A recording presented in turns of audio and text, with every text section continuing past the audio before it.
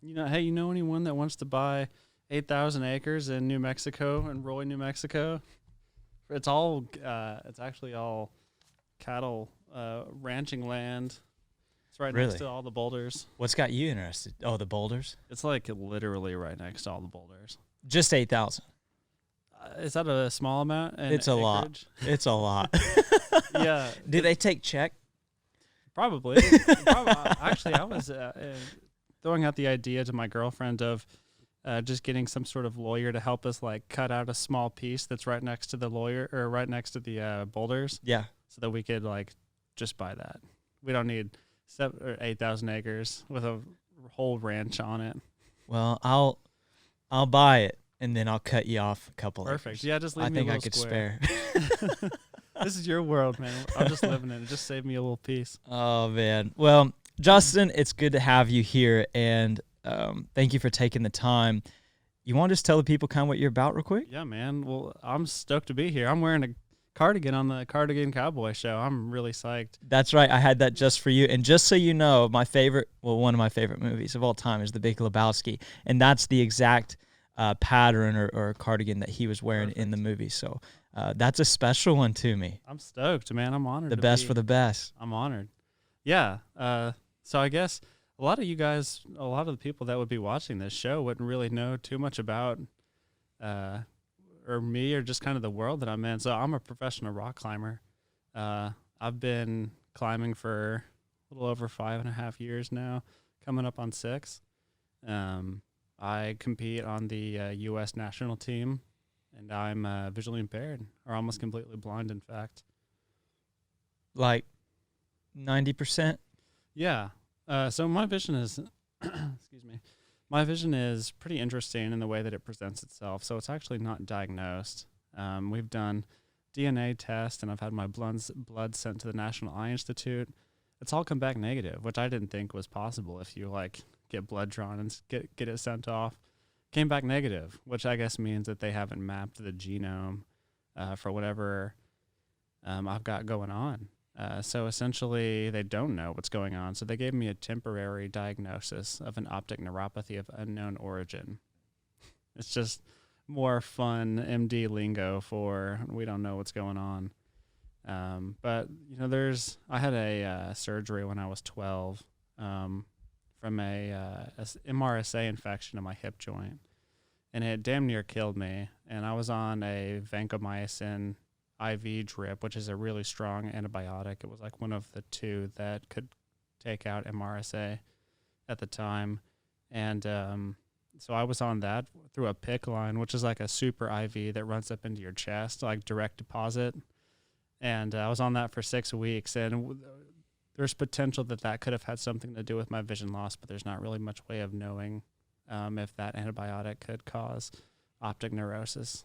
So just to make this clear, I didn't realize you had clear vision at one time in your life. Yeah. So when I was 14 is when it all kind of started happening. Oh my God. Yeah, it was an interesting time.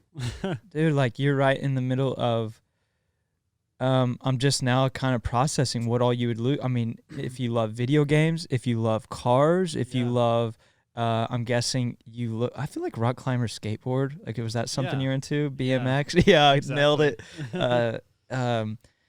You kind of had to let go of them things. Yeah.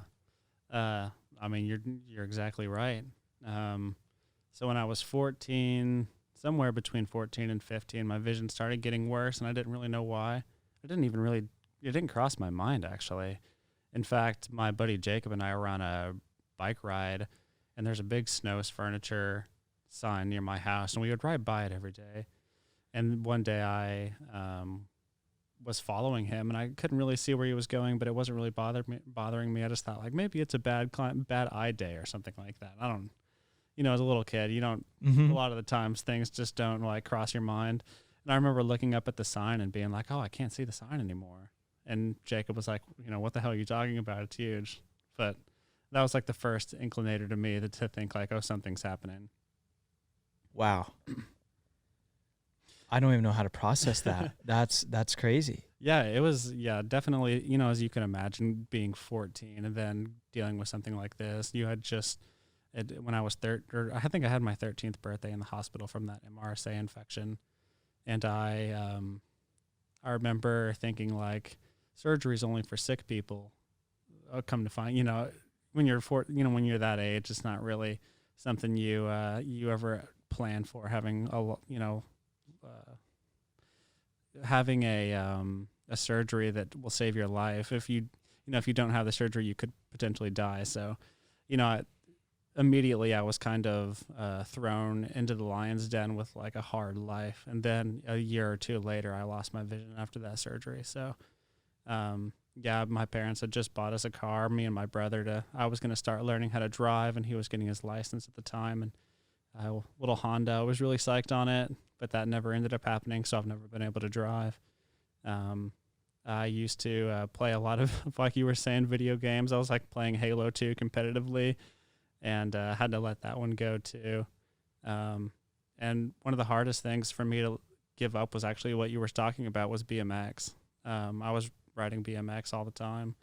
And the day that I had the diagnosis of losing my vision, like actually given to me, I remember thinking like, oh, I guess life's over, so more or less. And I hung my bike up like a year later. My dad actually asked me if I was willing to give my bike away because someone saw it in my garage and was like, hey, is that thing ever being used? And I was like, no, they can have it. I'm not going to use it anymore. So I spent like 2 years of my life basically doing nothing, like trying to figure out what the next step was. Wow.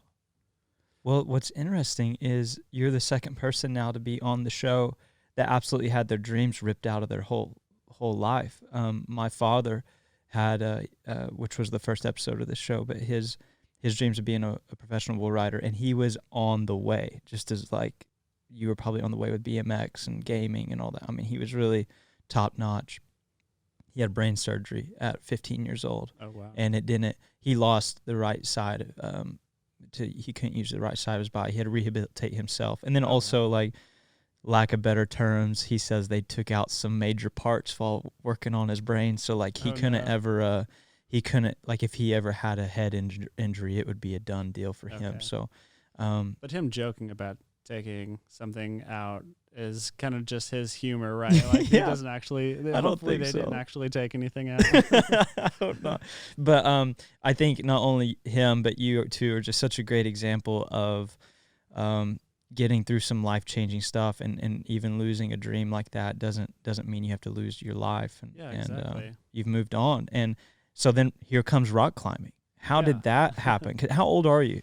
27. 27. You say you've been doing it 5, 6 years. So yeah, you found it when you was 20, 21? Yeah, roundabouts. Okay. I started getting a full sleeve tattoo, and that was kind of the time frame in which I started. So I kind of used that as the check mark. It was February 2015, I think it was when it was. Yeah. Like the day that I really started pursuing it hardcore. I had actually been to the climbing gym probably 4 or 5 years prior to the day that I bought a membership at that gym, and I continued going. But at the time, we didn't have a whole lot of money, and I was kind of unsure, like, is climbing something that I really thought I could enjoy? But at the time, the climbing gym was only doing a yearly membership, and I didn't have the money, nor did my family, to pay that whole, like, down payment. So I kind of just let climbing go by the wayside. But before I tried it, at that point, my buddy Nick Daffron, he spent a lot of time at the climbing gym. He fell in love with it, just like anyone who tries climbing for the first time. It's just like there's this fire that gets sparked inside of you, and it's just like you get just so obsessed. It's unlike anything I've experienced. But yeah, he always he grew up with me and always told me, you should try climbing. You should try climbing. You don't need to be able to see to climb. And I kind of thought, like, bullshit, dude. Can we swear on the show? I didn't even ask. Oh, you could rip the F-bombs if you need to. It's explicit. Word up. So, I kind of told him, like, climbing sounds awesome, but I don't, I think you need to be able to see. And he was like, suit yourself. Like, don't come try it then. So I just kept playing soccer and riding BMX, or attempting to ride BMX. Mm-hmm. Which I heard, by the way, through the grapevine, that you're still damn good at BMX for being visually impaired. Like, well, I'm glad that reputation precedes. Yeah. Yeah, BMX was really awesome. In fact, it was the thing that kind of prepared me for climbing, I would say. Because in skateboarding and BMX, you just eat shit all the time. Like that's just a part of it. Just like bull riding, you get bucked off, you got to get back on and try it again, even if you just got crushed. So, like I mentioned, I gave my bike away, and the guy that he lived just down the street from me, Bo Johnson. He was like the dude, like the guy I grew up with, like my best friend, and he was the first person to get into BMX. He moved away around the time I lost my vision. And then I went through all this, and one day I was in the front yard and I heard a bike coming down the street. I was like, that sounds like a BMX bike, 'cause I can kind of tell off the sound of the cassette or the back wheel. And I hear like, yo, yo. And I was like, that's a strange voice. I've never heard that before. And I was like, hello? And they're like, it's Bo. And I was like, whoa, like you don't sound anything like what I remember. And he said, yeah, dude, like it's been a while. What's up? And we just I hit puberty. Yeah. I mean, that's yeah, we were young back then. And, the last time I had seen him was before puberty. So, yeah, exactly. I had no idea. And we just got to talking about life. He was like, I heard you lost your vision. Like, tell me what's going on. I like told him my whole story up to that point. And I just remember like catching him look at me out of the corner of my eye, and he was like, you want to go ride? I was like, what are you talking about? It's like, I just told you I lost my vision, bro. Like, oh, how am I going to get on a bike and go make this happen? He was like, well, you can hear my bike and like, I'll tell you where things are. And it sounds like you have like enough to get around. And I was like, yeah, but I can't see what's in front of me. Like that doesn't make, I don't want to die. And he was like, oh, I won't get, you'll be fine. Just try it. And that night he went and got a bike and we just rode around Tulsa. It was like the first time in 2 or 3 years I was like independently out on my own, riding my bike with my buddy Bo that I'm now reacquainted with. That dude, like that night changed my life. How cool. Yeah, it was a lot of fun. Like, well, it kind of sparked that desire for like, working hard again and kind of developing the grit to, continue living life again. That's cool. Well, that's an ode to good friends. Yeah, man. If it wasn't for Bo, I don't know. If it wasn't for BMX, I don't know if I would have had the motivation to try climbing, but we just got into the thick of it, bro. I remember running into the back of a parked car one time. I was like going full speed down this hill, and there was a car on my left side, and I like couldn't get out of the way, but I couldn't see what was in front of me. And of course, I don't have brakes on my bike because we're trying to do bar spins and things where you don't want the cables to get all crossed up. But of course, it doesn't make stopping easy. And if you have bad vision on top of not having brakes on your bike, you're kind of fucked if you like need to stop in a hurry. So yeah, I collided with the back of this parked car and like put a huge dent in it and like got really bad whiplash. I just remember like being all cloudy and waking up. I mean, I didn't get knocked out, but I was like in a daze. A little loopy. I was just laying on the ground. I heard some woman yelling across the street, "Are you okay?" Like, I think so. So hopefully if you got a dent in the back of your car, you got it the random middle of the night, then that was probably me. Apologies. Yeah. In fact, I've had one of those in my truck. I know I wrecked a BMX rider's night because I was parked at a movie theater and I'd backed up into the parking spot where there's a car behind me, right?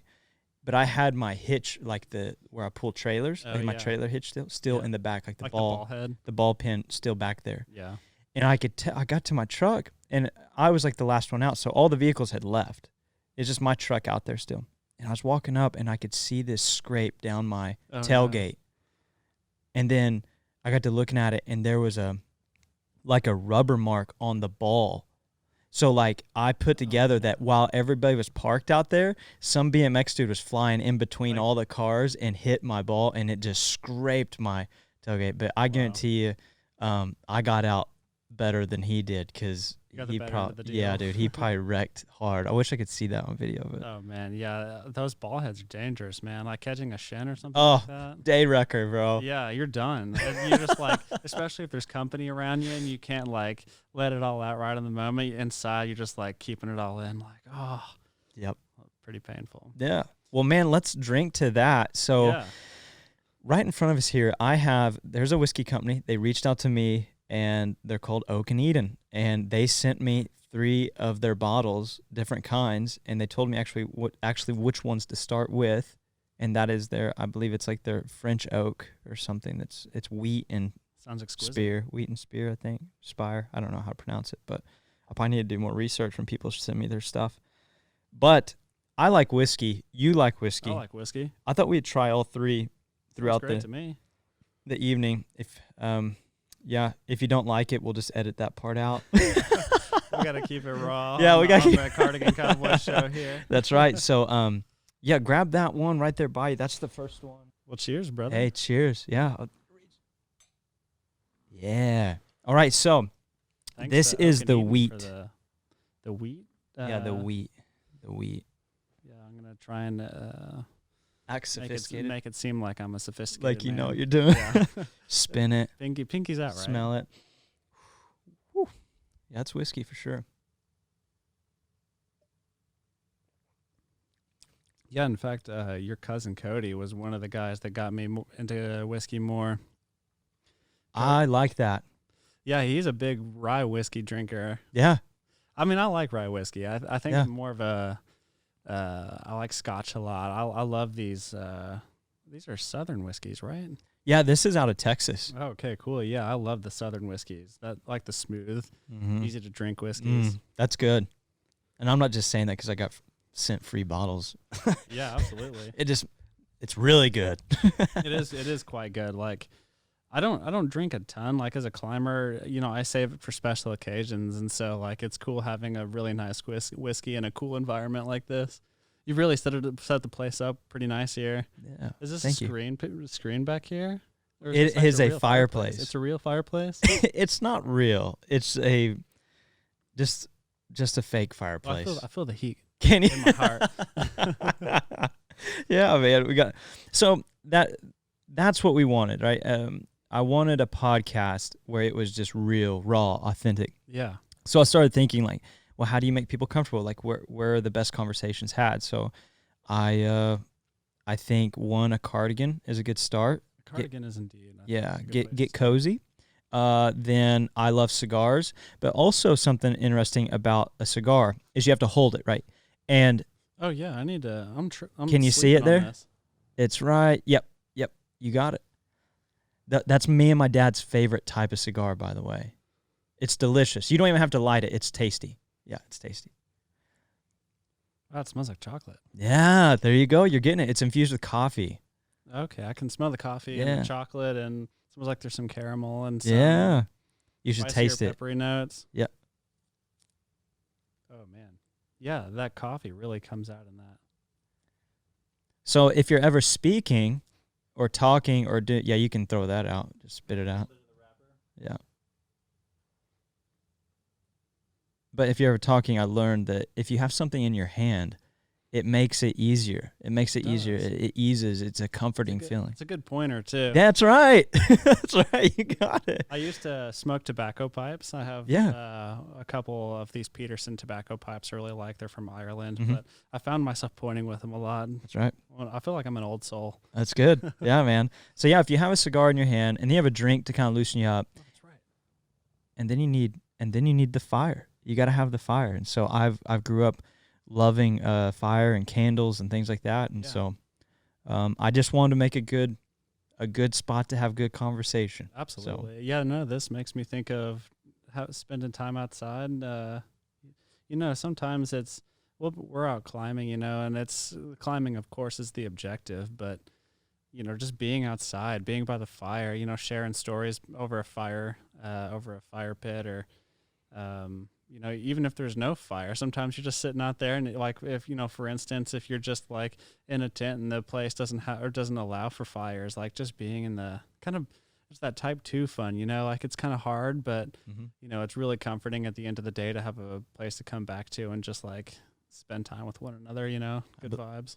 I agree. I think it's in our blood. I think it's our ancestors. I think we all gathered around fire. I think fire is necessary to cook our food and be warm, and Absolutely. so it just I don't know. I grew up with always a fireplace in my house. All my homes that I ever grew up in had a wood stove, and sometimes that was our main source of heat. And I could just sit there and watch a fire all night. It's so mesmerizing, huh? It is, yeah. Yeah, it's quite interesting. Yeah. Did you spend much time outside when you were younger, like back camping and so on?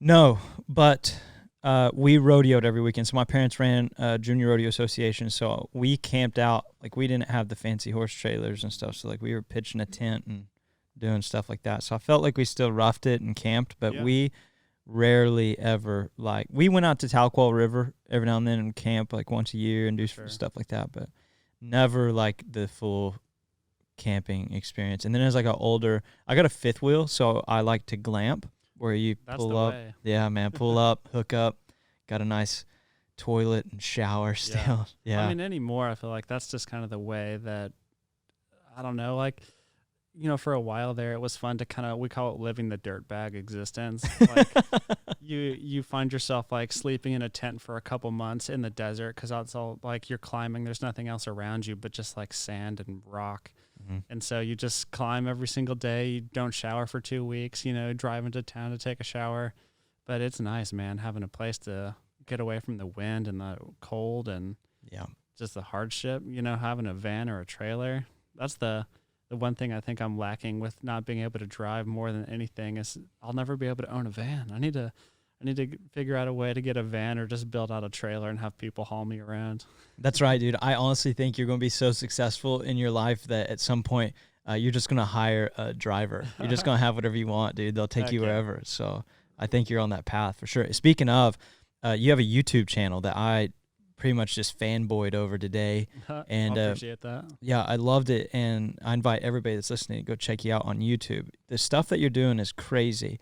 Not to even like take the whole can't see part out of it. Like, even if you're just a normal human being with regular eyesight, the stuff you're doing is crazy. And there was you'll have to remind me what the show is called, but episode 2 I watched today.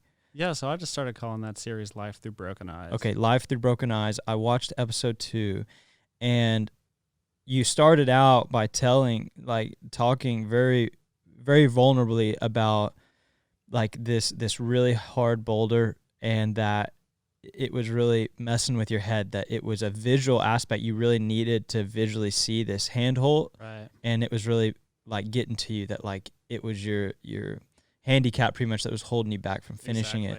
And then the episode proceeded to watch you just absolutely biff it for like over and over. I mean, one point you flat back. I think you missed the pad. You roll around a little bit. One other time you fall off and you just like give it the Tarzan yell. Like you can just tell. And at one point you're very. You even say you're just super tired. Yeah. One thing, though, that I found amazing, it did choke me up whenever you finished it. I thought it was amazing to see the hours. Good. Yes, man, it was so moving that, like, you worked your ass off. You didn't let it conquer you. But I wonder if anybody else catches this about that. And I wonder if you even noticed that it's odd. We watch through this episode you try and try and try again and sit there and recoup. And, I mean, you put in how many hours, by the way? You can't even man. So many.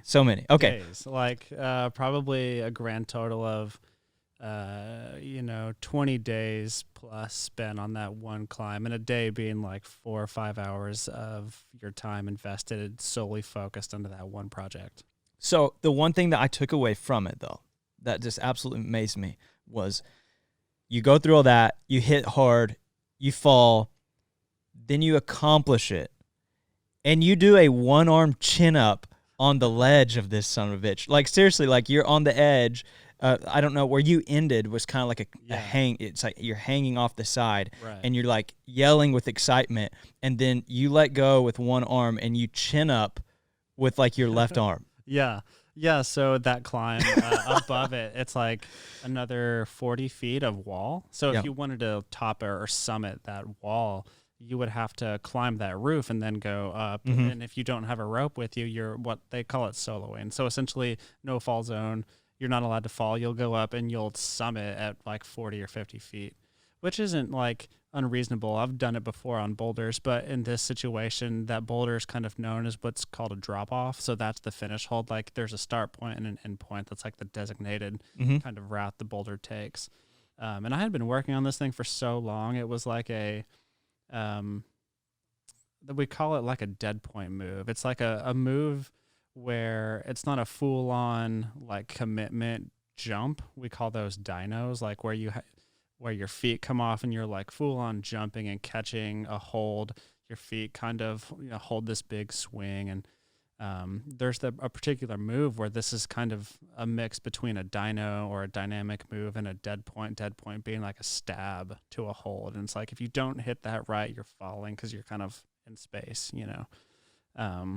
But that move it just was such a bitch. Like I could do it consistently sometimes, but because I couldn't see it well enough out of my peripheral vision, I couldn't eye it up. It was solely like 100% like mental based. Like if I can remember how to do the move well, then that's awesome. But at the same time, it was a really physical thing because I had to like really tighten up my body to be able to get into that space to hit that muscle memory perfect. So I ended up trying this beta with what we call it a drop knee, where I like imagine a wall is facing away from you. Your right foot needs to be on that foothold facing away from you, but you can't really put it on, with the way that your leg works. So you have to like turn your knee down and put your foot on backwards, if that makes any sense. No, but crazy stuff. Yeah, so it's just it's almost like contorting your body into a space that I never really thought was possible. And come to find out, I tried it a couple times and it worked, and it gave me enough energy. Like I climbed the time I did the boulder, I climbed it so perfectly that when I got to the end, I had enough time to do a one-arm pull-up. I was just like elated, bro. Oh, I couldn't believe it. It was so much effort and like so much turmoil. I like bled all over that climb. I like cut my fingers on the holds and like just squirt blood everywhere, and landing on boulders and all the what ifs and oh, what if I send it today and it doesn't end up happening? It kind of feels like you're rolling the dice sometimes. Dude, I would have been impressed if your YouTube video was all it was you walking up and go, I'm going to do a one-arm chin-up right there, and then you jump up there and do a fucking one-arm chin-up. I would have been like, that's cool, man. All right, rock on. Like, yeah. The fact that you absolutely tore your whole body apart to complete that, and then was so excited after being wore out and tired, you did a one-arm chin-up. I don't know. This is cool. Yeah. Made me even more of a fan. That's awesome. I appreciate that. Yeah, spend a lot of time training and preparing. Most of it has been for competition of the past couple of years, but being outside is where my heart is like the most fulfilled. So the more time I can spend on real rock, the better, the more I feel like I'm myself. Cool. So that climb was interesting because, when I like going back to when I first got into climbing, like one of the big things was I didn't think that I could do it for a moment. It's like, seems like a life or death thing. I would like to be able to see what I'm doing to get into it, but or at least see where you're falling. Yeah, that's the tough. That's what I couldn't imagine, man. Yeah, like being able to look at the ground and be ready for that impact is really valuable in like most things, Yeah. But yeah, even with falling, you just like, if you come off, just like go limp, or at least I've like developed this way of falling, and like knock on wood, I haven't gotten hurt horribly bad from falling yet, but like, you just kind of like go limp, and then your body like just kind of does what it needs to do, and you trust your spotters and trust the pad placement and so on.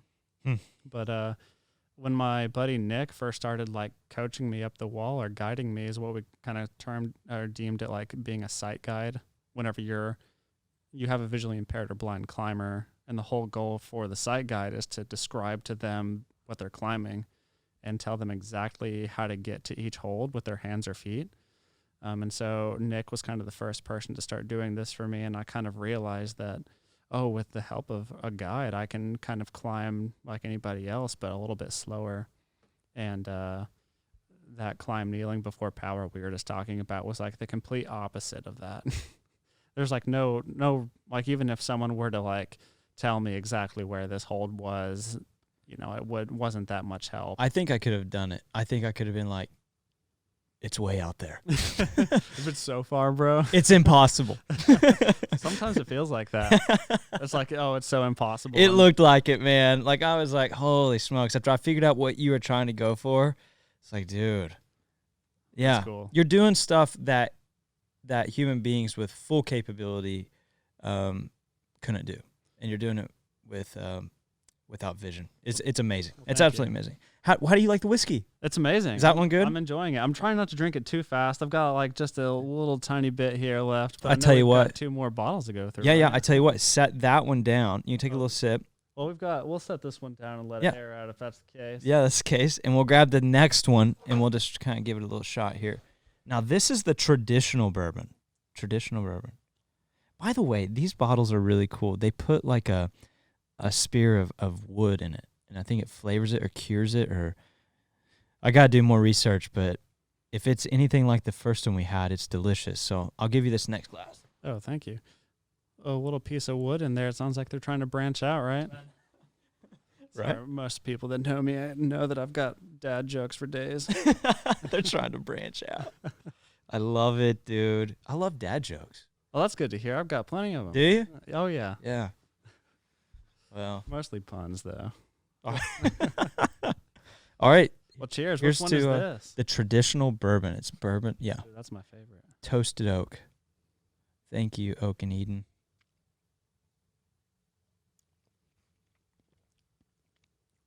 Wow, that's smooth. Yeah, that's really nice. Okay. I like it. Damn. I could have swore I was going to be just like that one was really, the first one was so good that I figured that was the Right. winner, but This that's is a tough one. It's nice and sweet. I think the thing Yeah. that I wasn't ready for was how sweet it is. Yeah. It doesn't have the same sort of like overpowering alcohol hit that you would expect. It comes on strong and just stays kind of sweet. I like sweet. So I'm digging it. Yeah, I'm into this. I could see having a little flask of this off in the Boulder field sometime. Yeah. Getting the shit kicked out of you. Have a drink here and there. I've often compared bouldering to bull riding. Okay, so let's just segue right into that. One, you have told me and my cousin Cody that you would get on a bull Oh, yeah. if it was presented to It you. presented to me. I'm Yeah. a big fan of JB Mooney. And No Dale way, Brisby. JB. JB Mooney, man. I got like on a kick one day. I think it was Cody was telling me about his neighbor, Garrett Tribble, I think is his name. He's like, oh, Yeah, he's made it to the NFR. Oh, Garrett. okay, nice one. Yeah. Yeah, he's made it to the top for sure. That's cool. Yeah, I Googled his name one day, and I found this guy named JB Mooney, who, come to find out, is one of the greatest that's ever lived. Yeah, still is. Still is. He's amazing. Have you ever watched his documentary? I did, yeah. Have you ever tried balancing on the ball like he did? Did you notice that? Did you see that I part? did. I've done something kind of like that, but it wasn't actually a ball. He was in cowboy boots, too. I Yeah, thought cowboy that boots was up on a insane. basketball, man. That seems like that's next level for sure. Yeah, We have these little things that are like platforms with balls that Mhm. you kind of balance on. I've seen that. Yeah. It's nothing like that. Like, what he's doing is like next level. Yeah, dude. But yeah, I went down a little rabbit hole of watching JB Mooney and Dale Brisby videos, and I thought old son was so funny. And yeah, I just kind of got the idea in my head. Like, I've lived in Oklahoma my whole life. Like, I've often compared, climbing these hard boulders to like squaring up with a big like raging bull. Mhm. It would be awesome to get a comparison in my mind of what it's like to sit on top of a proper rank bull that just wants to get you off of him as like Yeah. fast as possible, and it's kind of see what the difference is or see what that experience is like. Not only wants to get you off of him, but would love to have you keister a horn. You know what I mean? Exactly. Yeah, he wants to ruin your day. He does. Yeah. How cool. Like, one, we love JB Mooney and Dale Brisby. Shout out to Dale Brisby. Shout he's- out to Dale Brisby. Dude, the guy is brilliant. Like, the rodeo community needed exactly what he's getting. And you talked about it earlier whenever we were just discussing over dinner that he is so well embedded into the rodeo community. Is like he's very authentic. It's very real, and then he's added this comical spin to everything that, man, it's brilliant. Yeah. It's brilliant. Yeah, no, I think what I appreciate the most about what they're doing is it's the way that him and JB play off of each other. I think is quite genius because JB is kind of like I am. He's like, I mean, I don't know the gentleman, of course, but he seems to be a pretty reserved individual, kind of really chill. And then the polar opposite of, so I identify with JB, but then there's this other character who happens to be just as knowledgeable about ranch life and being a cowboy, that, just as much as anybody else. But he's got this amazing personality and a great, he verbalizes everything quite well and is good at articulating exactly kind of what the moment calls for. And so it's easy for me to kind of get immersed in it because I'm less about the visual and more about the audio and the story that the person's telling. And so having someone that's like so effervescent, just like so wild, that it's a lot of fun. It's really entertaining. What I love is Del Brisby is bringing people like you to see the rodeo community, see the Southern culture. And I just love that because rodeo culture, the cowboy culture, it's all real tight-knit. Mm-hmm. And sometimes it's hard for outsiders to understand or want to even be pulled to it to understand it. And that's kind of what this podcast, I hope, does too, is we are called the Cardigan Cowboy, mainly because the cardigan and the cowboy are very different in a way. And it's meant to like embody the cowboy spirit and bring people to understand this culture, if you will. And yeah, no, I really like what you're doing with the vision. It seems to kind of give that rodeo life a little bit more of a accessible entrance into the world. As a kind of like what you're saying with having someone that kind of transcend the scene almost, and then they're able to bring new people into it because other people are interested in them outside of what they do, but then they get kind of pulled into the rodeo world. Yep. So Del Brisby, JB Mauney, keep doing your thing, man. Yeah. We love it. And I don't know, I'm going to cut this little clip out and we'll send it their way. And maybe we could get a deal where we could get you on a bull. I'm sure Del would have a rank son of a bitch that would just... Well, Del, yeah. Yeah. I think that's what he says. Del, yeah. But yeah, it'd be fun. I don't know how many blind guys get on bulls these days, but I think that'd be a lot of fun. I've been like the first visually impaired a couple times now for like these certain boulder ascents or whatever. Mm-hmm. It would be fun to be the first blind person to cover a bull. Yeah. Oh yeah. I'm blanking on all the little quips they have, but it would be a lot of fun to get on a bull. Well, that's cool. I think, in fact, oh man, there was a gentleman. I'm blanking on the name so hard, but I'll probably think of the name somewhere later on in the show. But there's only 3 real sports in the world. Maybe Mark Twain said this. I could be butchering this, so don't quote me on this. Jamie, fire up that video. Oh, yeah, where's our Jamie? Yeah, we don't have a Jamie. Yeah. Damn it, man. One day we'll be there. One day we'll be there. But yeah, I'm pretty sure this gentleman, he said there's only 3 real sports in the world: race car driving, bull riding, and mountain climbing. I think he had some wise words there. Dude, somebody really said that? Oh yeah. I really do wish we had a Jamie right now. Yeah, we need to look up that quote. Does anybody out there want to be our Jamie? Yeah, we're taking applications. We're taking applications. We'll pay you in bourbon, and that's if Oak and Eden still keeps sending us bottles. Shout out to Oak and Eden. Shout out to Oak and Eden. Yeah, man. Okay, so through your rock climbing, one thing that's also great and I can relate to is you've got to travel. So much. What's your favorite place on earth right now? Oh, that's a great question. That's a hard question. It is. Because you travel a lot too. I bet you've been thinking about this quite often. I have one city in my head that I had such a wonderful time that I didn't want to leave. And that's how I judge. That's how I judge a place, is like how quickly I'm ready to go to the next thing. Have you been back to that place? No, I haven't. Do you think I kind of don't want to. I was going to say, do you think that moment is forever encapsulated in that memory? And if you went back, it would be a different vibe? Man, I'm going to be real honest with you. It's not even across the seas. It's right here in the U.S. I was in San Diego, and Oh, I love San Diego. the people were chill. And I'm gonna be real honest with you.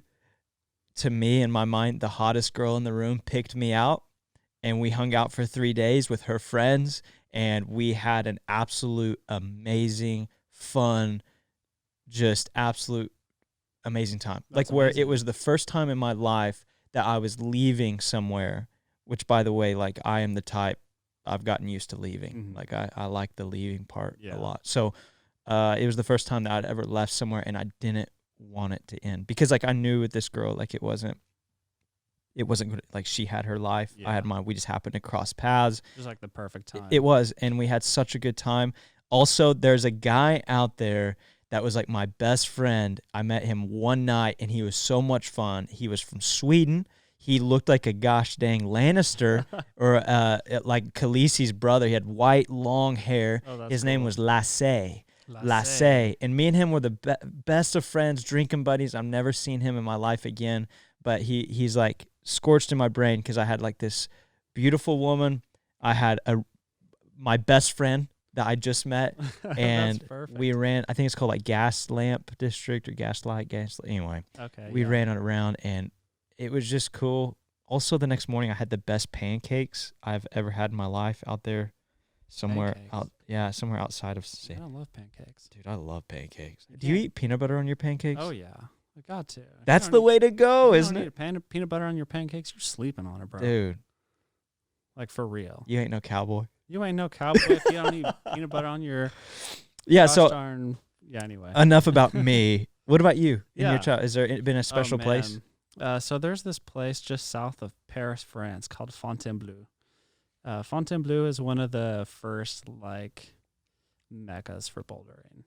It was one of the first places that bouldering kind of became more mainstream and modern, and where like grades came from, and kind of the style in which, like, the style in climbing is everything. That's kind of like, there's always like little bits of meta information about each niche genre of, like for rodeo, for baseball, basketball, for climbing. A lot of this is like in the grades, and there's all these nuances of like what we call flashing or doing on-sighting or things like that. So in Fontainebleau, there are these things called circuits.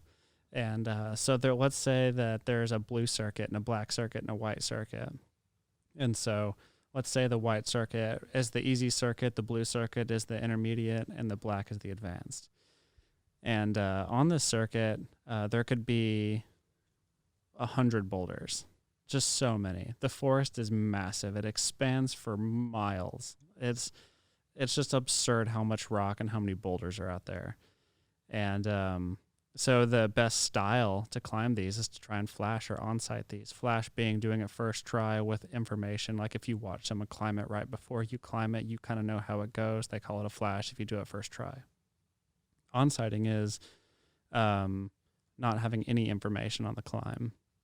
So if you haven't seen someone climb it, you know where it starts, you know where it ends, but you don't know anything about the in-between, and you do it first try, you've on-sighted it. So the goal for these circuits is to try and on-site or flash every single boulder that you come across. And there was this one circuit that we did in, I don't remember the exact, there's all these little sub-areas in Fontainebleau. But we did this one. It made me think of being in Jurassic Park, man. It was crazy. I remember specifically I was climbing with my buddy Matt, my sight guiding competition. And we were at like boulder number 15 or something. And it was kind of an overhanging climb. And then it like turned into slab or less than vertical. So not like straight up and down, but just slightly. Something you kind of get to stand on your feet a little bit more. But the boulder just kept going. We were like 50 feet up at this point, and it just seemed like the boulder was never ending. And I remember that moment just like, man, this is amazing. Like if I didn't have to do anything else in life, all I want to do is just like roam this forest and look for these boulders and climb on the best stone in the world. And Fontainebleau it kind of turned out to be a a special place for us because it was the first time we had spent like the longest amount of we spent a month there. So it was like we got to live like a local. We got to see what it was like to just do the normal day-to-day routine of living in France as well as experiencing these boulders we've always wanted to see. That's like pretty world-renowned. So the boulders and a lot of the projects are really well known. And yeah, just the culture and the food. And I love listening to French accents, and yeah, it's a lot of fun. Couldn't say enough good things about it. Well, so what's next? Do you have a lineup of things that will be coming your way? That's a good question. There's a lot. So this month, actually, on the 20th of December, I'm sure if you're listening to this now, I'm probably gone on this trip or have come back already, but I'm going to Vegas for around 3 weeks. The goal for this is to climb. There's several different projects, but I'm trying to send the grade of V12, and this is a first for me, but this would also be the first time this grade has been accomplished by a paraclimber in history. So there's a little bit of pressure, but more just like excitement. No way. Yeah, I'm really stoked. How cool. Will that be videoed? Obviously it will. Yeah. Cool. Yeah, so I've been also working on a documentary for the past 7 or 8 months now. COVID kind of slowed some things down, but yeah, my team, we've started a group called the Salas Media team. So I've got my own production team now, and I've just got I'm blessed to have the people in my life that I do. A lot of these folks are just the absolute best at what they do, but it's kind of a passion project for them. So I'm hoping to get to the point where I can pay these people, because I'm just so fortunate to have them in my life, man. You want to give them a shout out? Yeah, to the whole team, David Pierce, Lauren Spears, Daniel Pauline, TJ DeBrain, Daniel Loveland. I mean, I wouldn't be where I am right now without those group of people. So Team Salas Media all the way. Well, man, I think that's cool, but I also see what they see in you, man. You're making it happen. You're doing things that have never been done before. Yeah, man. I'm just trying to keep up out there. There's a lot of amazing people doing great things, and I just get so inspired by other people going through tough times and coming out on the other side, that it just keeps me motivated to keep kind of sharing my story as well. With that in mind, do you battle with anything? Like, do you ever have any anxiety or depression or anything like that? Have you ever? Yeah, so it's interesting that we were just talking about traveling and kind of led into this, because one of my favorite things about traveling, more so than the destination, is in fact like just doing it on my own, being away from everyone and being in an uncomfortable situation where you don't know anybody. This for me is kind of liberating, because it's such an intense bit of independence that any sort of depression or anxiety that I struggle with just completely goes away. And then it's just like, you better figure your shit out, or you're not going to be able to get to wherever it is you're going, Here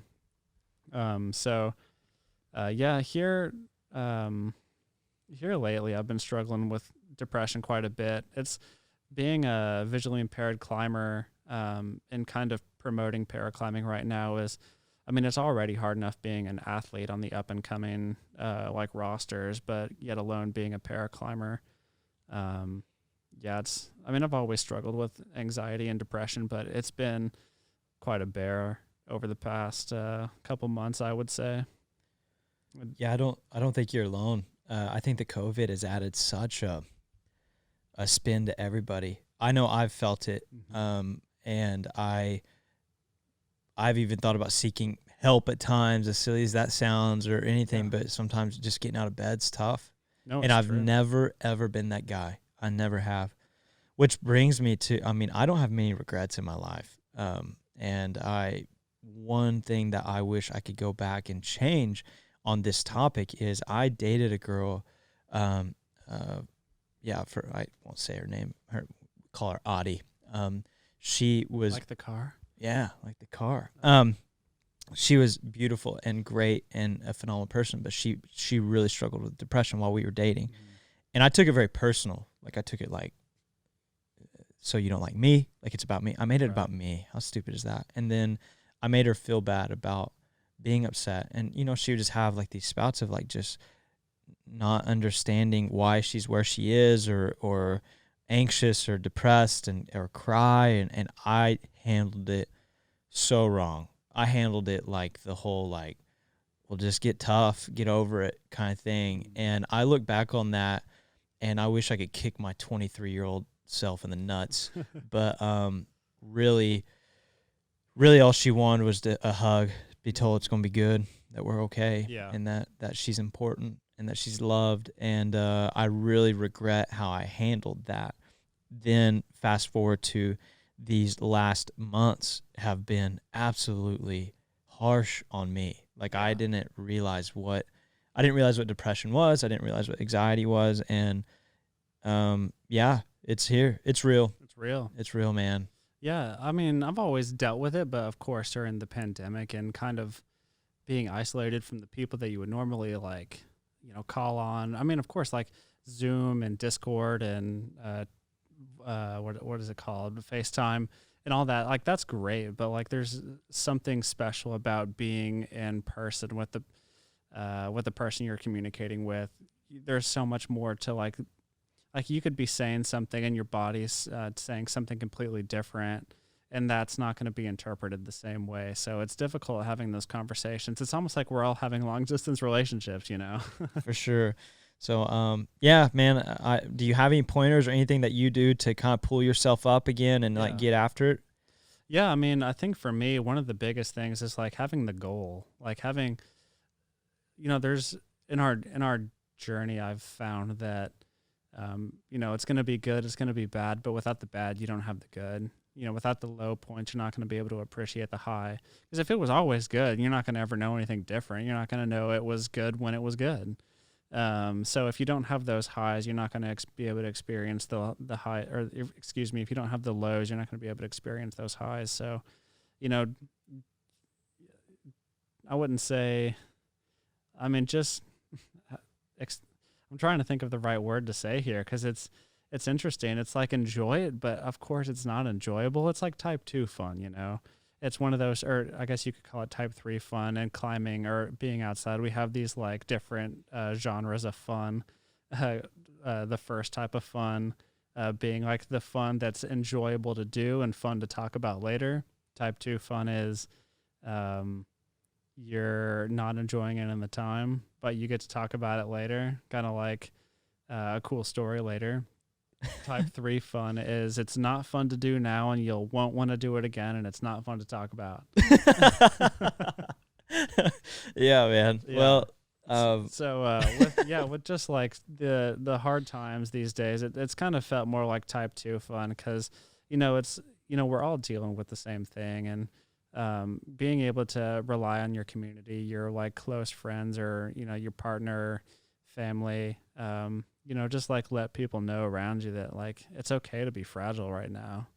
I mean, I was just talking with a buddy recently. It's like he felt like he was dragging people down around him because he was just not fun to be around. And I was like, it's okay to let people know you're fragile. Like, you know, especially if there's a situation where you might say something and you didn't mean it because you're like not in a good place. Just like let people know, oh, I'm hurting right now, and they'll lift you up.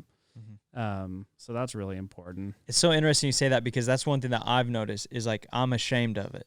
Like I'm ashamed to say that like I've had a hard time like getting motivated and getting out of bed. Like I don't know how to describe it. It's painful.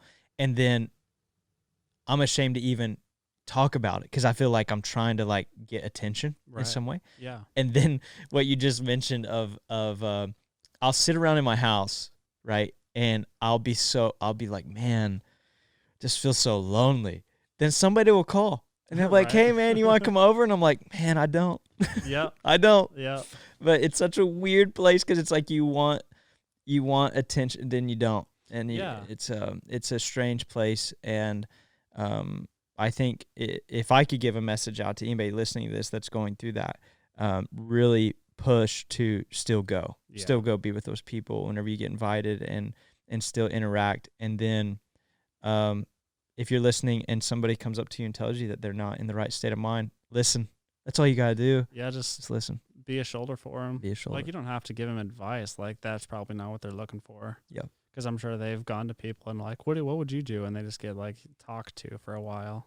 It's no fun to be on the receiving end of that. Yeah, and looking back at that regret I was telling you about, that's what I was doing, is I was trying to solve the problem. Yeah. Like I was like okay, how do we fix this? I didn't ever think that like she just wanted to be heard. Yeah. And then hugged and then told she's loved, you know? Yeah. So you're so right, man. And whenever you do that, sometimes it's amazing the return you get on that by helping people. So true. The help is for others, but sometimes the healing's for you. Yeah. I mean, sometimes, you know, they could be going something horribly wrong or, you know, just they might not be in a good spot, but through you listening, and you could surprise yourself. Like sometimes you're not even aware of what you're saying. You're just like saying words to try and help. And then you realize you could say something. You're like, that wasn't me. Like I just like helped myself by helping somebody else. Yep. And that's just a beautiful thing. Yeah. But yeah, it's interesting that you bring up, just kind of, you know, almost feeling like you're whining about it.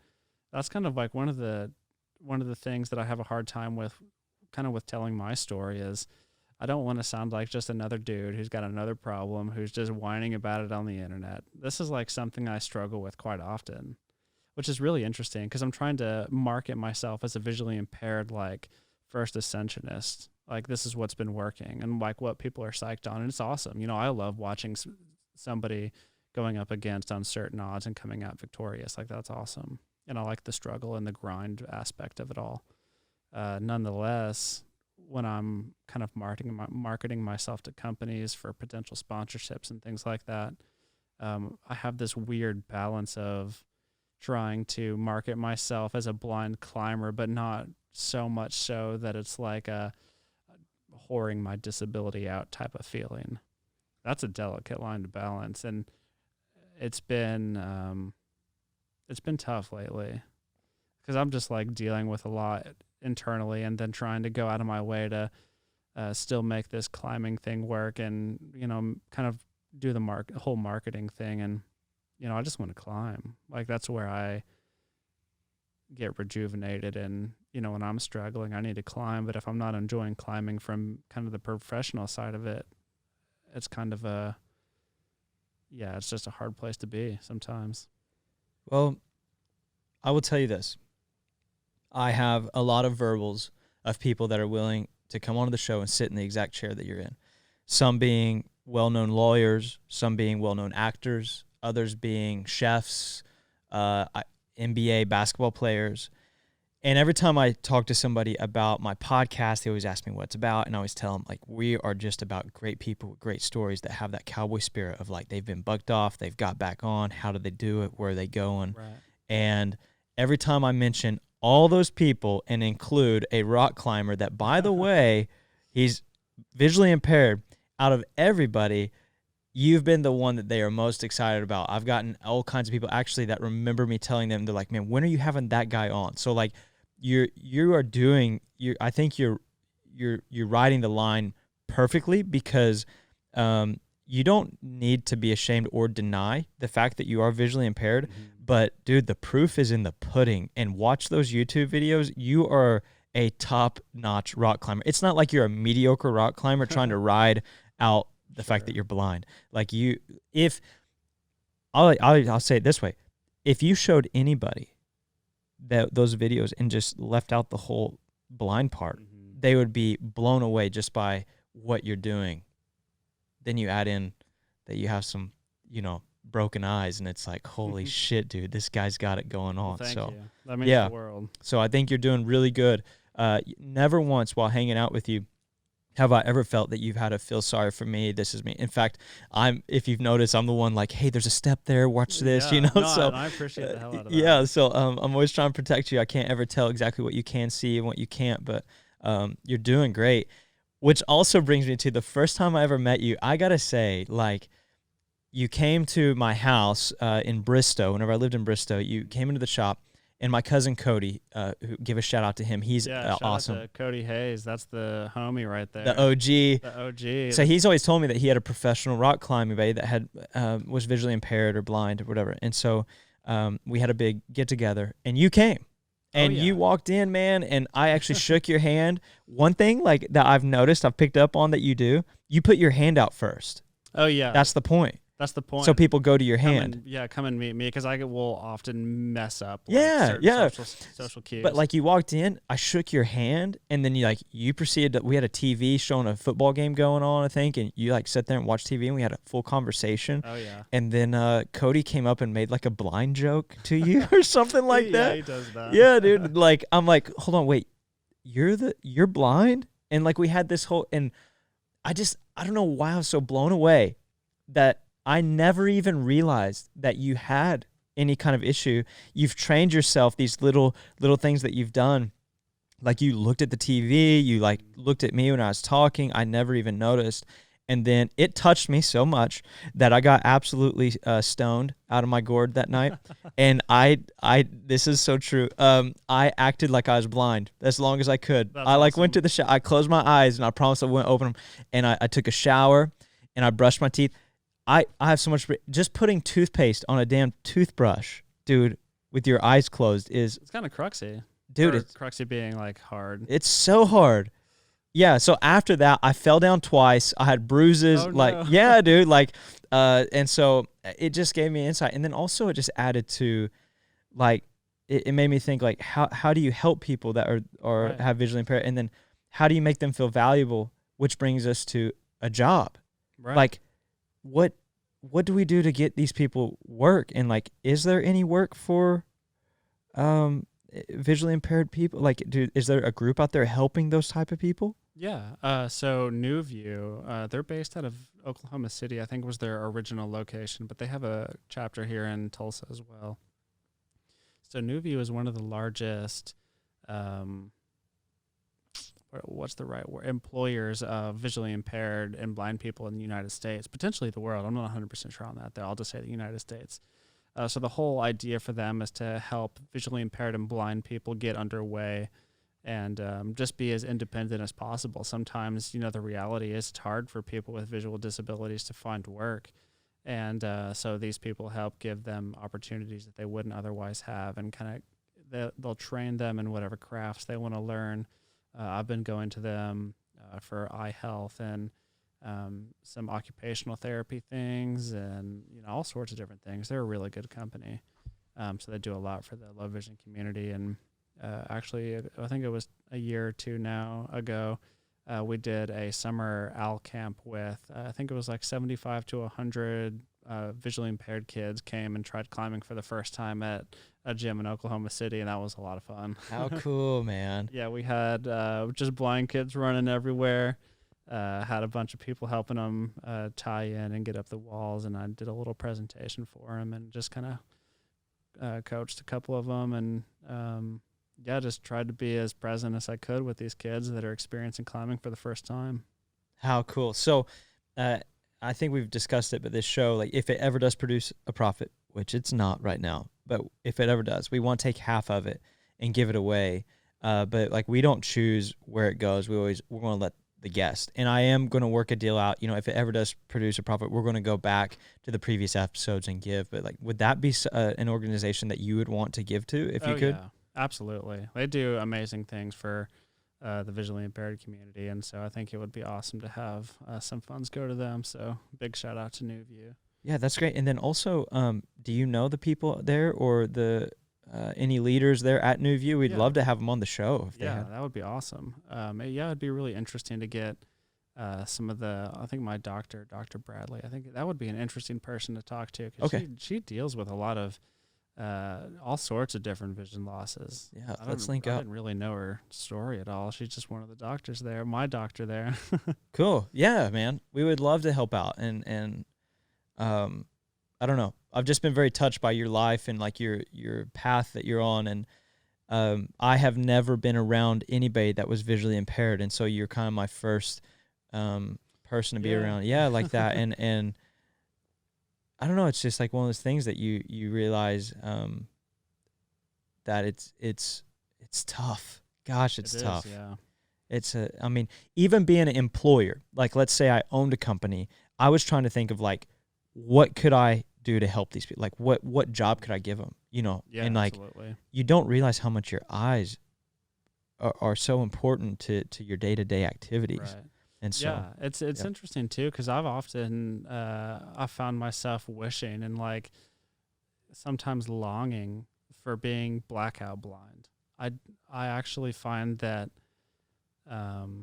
it's kind of like a tease, the particular vision loss that I have. So I've got no central vision. My peripheral vision works, but it's enough for me to look like I'm somewhat normal and function somewhat okay. But when it comes down to like being completely independent or driving or kind of the actual being able to see what's in front of you circumstances. You can't see me at all. No. Well, I mean, I can understand you're there because, of course, I can look off another direction. I can see out of my peripheral. So if you were to throw something at me, reactionary, I'd be like, oh, but I wouldn't be able to tell where, like if you threw a ball at me, sure, I would be able But when you look at me, you're just looking at like what you feels me. Like you can't tell you're looking at me. Right. Okay. I mean, like, of course, now I'm looking at you out of my peripheral because it's like down here. Okay. But the dead spot, of course, is now up here. But if I look straight at you, yeah. Interesting, man. It's just not there. My doctor, actually, she was the one who, she was so interested in my case notes that she said she had been staying up. She couldn't handle the fact that my DNA tests have come back negative. So she was the one that actually came up with that whole thought process behind the vancomycin antibiotic potentially damaging the optic nerve. So I told her she was like, well, tell me everything. What has happened like to lead up to this point? And I'm like, well, here's everything. And we got to talking about that particular incident. And she was like, well, let me do some research. And she found that there was a case of an optic neurosis as a side effect of vancomycin. There had been other nerve damages from that particular antibiotic, but I don't think it had ever been visual. It had always been like auditory or something like that. But come to find out, there was a case of an optic neurosis from this, and there's no way to prove it really. But yeah, wow, so pretty interesting. Well, with that said, would you like to try the last whiskey? Sounds great. Oh man, dude. All right, so this one is the bourbon and vine. I believe the wood that's in it. Oh, I'm going to butcher this. I'm sorry, Oak and Eden. I'll get better at this. Keep sending bottles, and I'll get better at this. But I think it's in a wine barrel, maybe. I think the cork or the spear that's in the bottle has something to do with wine and toasted. Oh, I'm butchering this. I hope it tastes good. Sounds amazing. Let's go with there. Yeah, let's do it.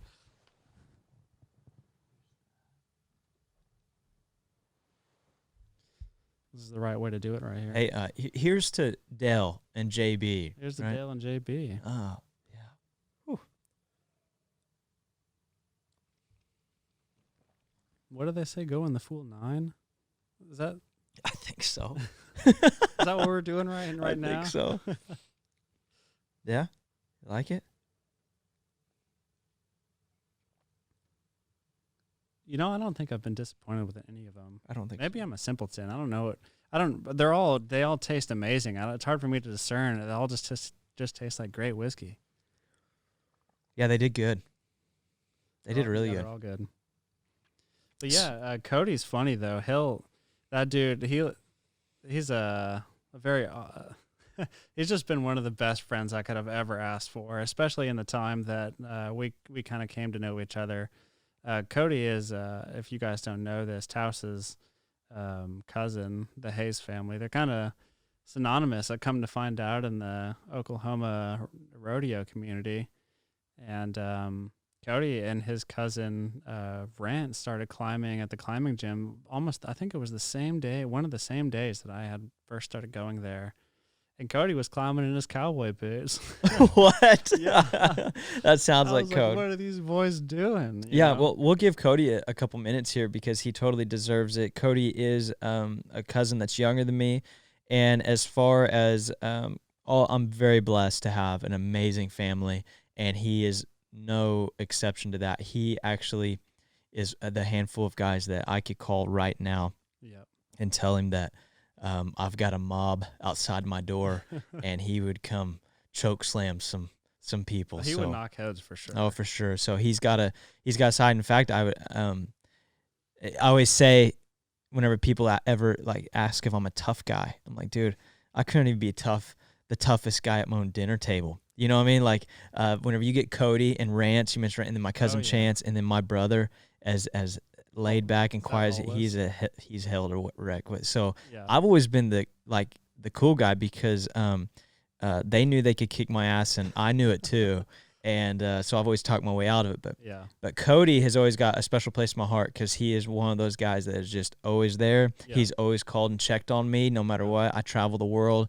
He's always hollering. And now he's got a beautiful baby. He's got a beautiful wife. Beautiful wife, Katie. Katie, man. She's cool, man. A volleyball playing. She's out there like 8 months pregnant playing volleyball. She's a crusher. Yeah, She is just such an athlete, such a good human. Yep. Really valued the advice I've gotten from the two of them.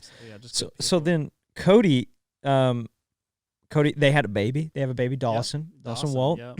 And but one thing cool about Cody, and you have to tell the listeners, he introduced you to somebody that wrote an article something. Is that right? That's right. Cody, as you know, a lot of you guys, I guess, wouldn't know this, but he likes to talk. He's a good talker. I was actually one of the best men at his wedding, and one of the stories that kind of kept going around about Cody was he'll call you, and the first thing that comes out of his mouth is, "What are you doing?" You know, like he's always looking to find something to do, and that was like one of the things that we got on well about was just like this random adventures that you could just have in just the craziest ways. And we were in St. Louis for a climbing competition. I wasn't competing in it. Another friend of mine was. We were all just there to support him. And Cody was like, well, I'll drive. And so we all just hopped in his car and went up there for a couple days. And we were in St. Louis. None of us knew where we were. We were all like, let's get coffee. Cody had a little gift card to a coffee shop, and we figured we would stop on the way, and we got lost. And Cody was refusing to use the GPS. And it's just like, I'll find it. You know, it's just like, all right, well, we're just going to mosey around. And we ended up at the Starbucks, and we're getting our coffee. And as we were walking in the front door, this girl came in behind us. And I hear Cody go, "Oh, you got a carabiner on your keychain. Do you climb?" And she was like, "Oh, no, I wish I used it for more than just my keys. I've always thought climbing was interesting." And Cody slaps me on the back, and he was like, "Well, this guy's a blind climber. If anyone can do it, this guy, you know, if this guy can do it, you can." And this girl thought that was just the most interesting thing. And she was like, "Oh, that's really interesting." And we just kind of went on about our ways. And she came up to us after we had gotten our coffee. And she was like, "Hey, my name's Amy Markscores, and I write for all these magazines here in St. Louis. I would love to do a piece on you while you're here. I thought your story was so fascinating." And all she knew was I was blind and I was a climber. Like, that's all she knew about me. And so we did like an hour-long interview outside right before my buddy's climbing competition. And that article ended up going on the Washington Post, and that was like the first thing that I had ever that's the first like time I had ever been recognized really for my climbing. It was all because Cody. All because of Cody. Just because he was like, "Oh, nice, I love it. Nice carabiner." I love it. And it made it to the Washington Post. The Washington Post, that's right. How cool, man. Yeah, it was a good time. And Cody's always been there to support me. If I need if I'm like struggling, like I feel like I can call on you guys for anything. And there was one day we were having a party. I think it was one of Cody's birthday parties. And I had always thought that like, the Hayes family, like those are some tough some bitches, like that's just, I had met all you guys and was just like these guys are the real deal, And Cody one day, like, he's always talking about how someone was tough, like you are mentioning, Cody, you guys are all tough old boys. And Cody one day, like, said, "Oh, yeah, my buddy Justin, this is one of the toughest guys I know." And I like, that struck me.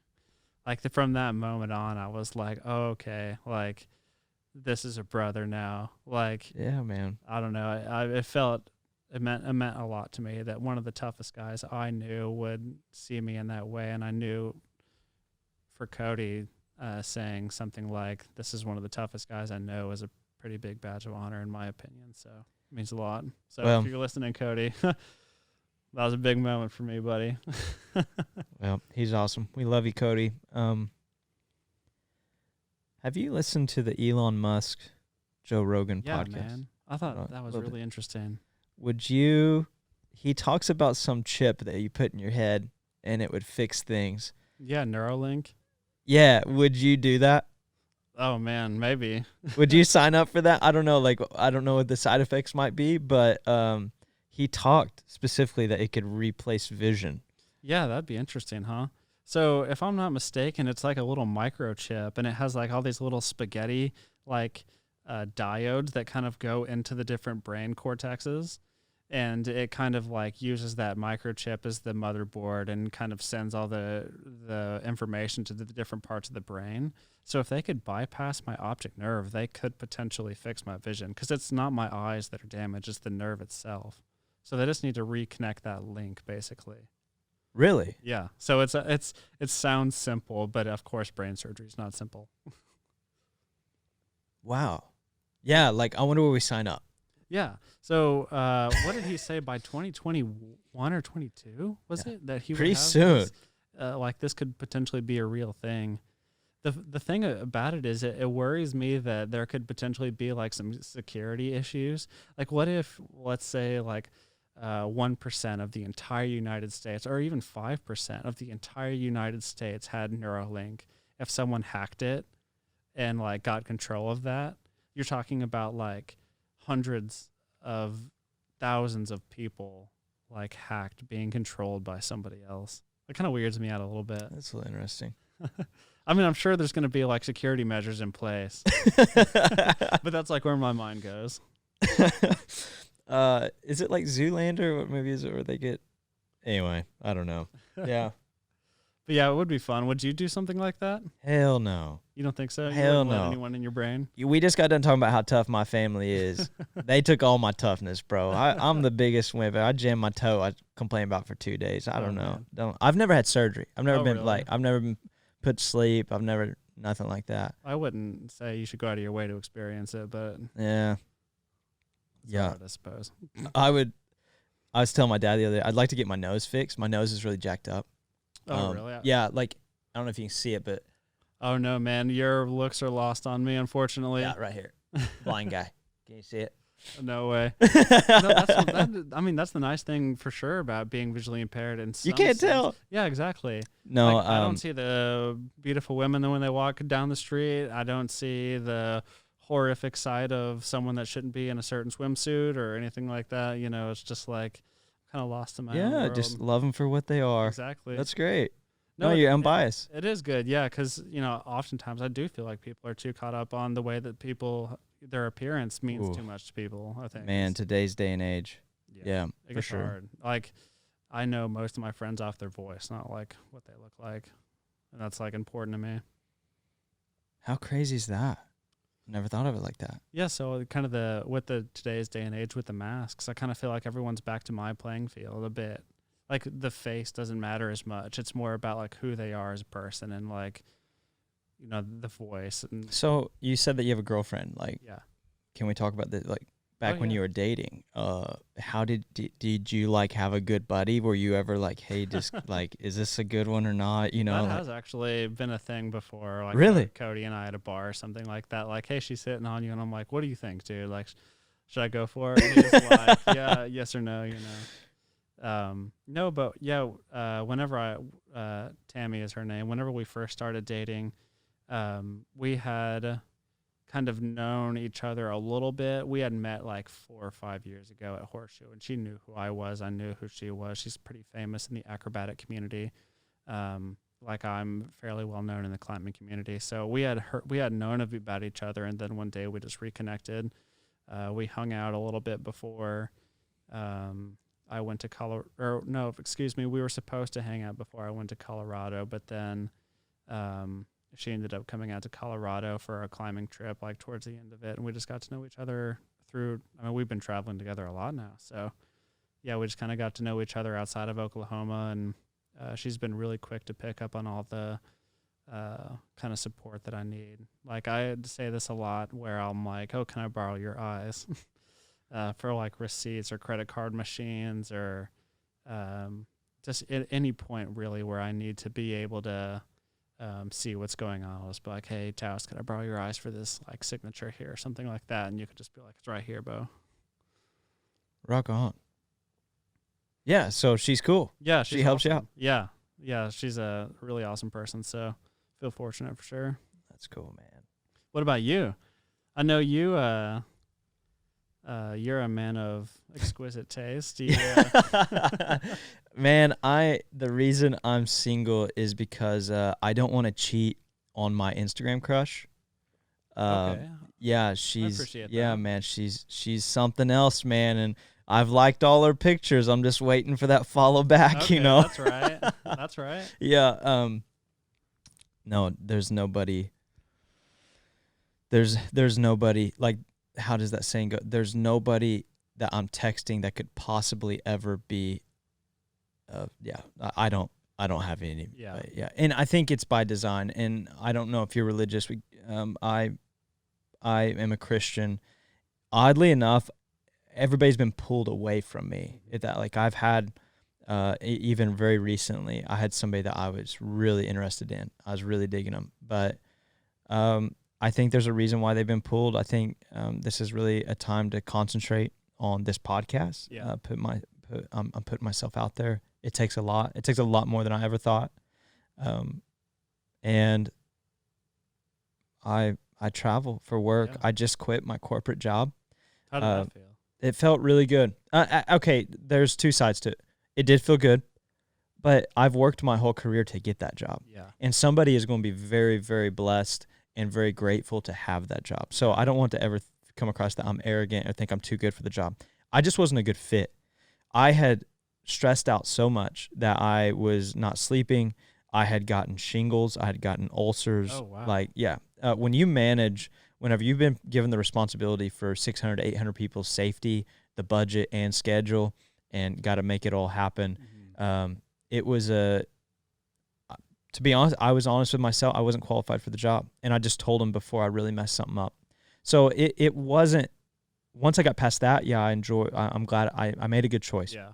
Well, that must have been hard, because I feel like a lot of the time people would let ego get in the way of that. How did you come to the point where you were able to make that call and say, like, yeah, perhaps I don't have enough experience right now, I need to let someone else take over? That must have been a difficult choice, because you said you spent your whole life working up to the point where you could have this job. I feel like, if someone were to offer me like the ultimate position as like an athlete for them or whatever, it would be so hard for me to be like, I'm not the right person for this.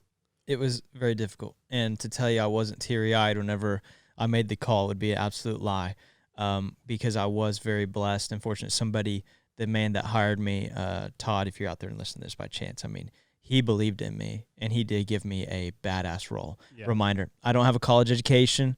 I worked from the very bottom. I rigged out I started welding, rigged out a truck, then I became an inspector, and then I became an API inspector, auditing refineries, chemical plants, pipelines, tank farms, you name it. Traveled for 8 years, and I gathered that experience enough. And then I got into project management. I project managed for other companies, and he really believed in me, and I'll never forget that, and I'll never take that for granted. But to answer your question, whenever I stopped enjoying it, whenever I stopped I didn't even want to do it. Like, I dreaded getting up, man. I dreaded getting up. It's just. So your dream job turned into the nightmare job. Yeah. It's the equivalent of climbing a ladder to get to the top and realize you leaned it against the wrong building, and it did. It took a lot. It took a lot to go, this isn't good. I did seek counsel from other people, to kind of like help me. And I had some go, hey, it's the holidays, like, just ease through it, and then let them know, after the holiday, it's a tough time, COVID. Yeah. I mean, I was scared for my life, to be honest, because I'm starting this podcast and the debt that I've accumulated, like, it was tough to leave, but it was the right thing to do. Yeah. And so I called, and the boss at my time, Todd, he understood. He was very professional, and yeah, it was tough, but now it's a good decision. I've landed another job. I'm going to be in Minnesota. I leave after the first of the year. I'll be in Minnesota if that goes through for 10 months. This podcast is actually going to just go to audio because we can't be in the studio. Obviously, I'll be in Minnesota, but we're going to do it through audio and see how that goes. Honestly, most people are just listening to it through Apple or Spotify or wherever else. They're not even watching it on YouTube.